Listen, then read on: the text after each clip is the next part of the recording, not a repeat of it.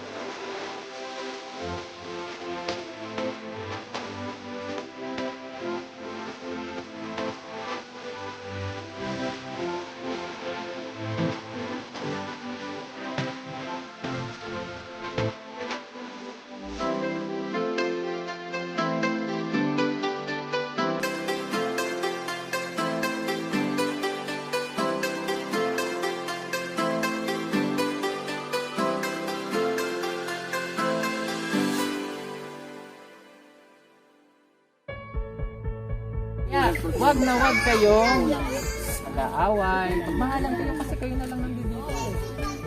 Diba? Ilang community lang kayo dito.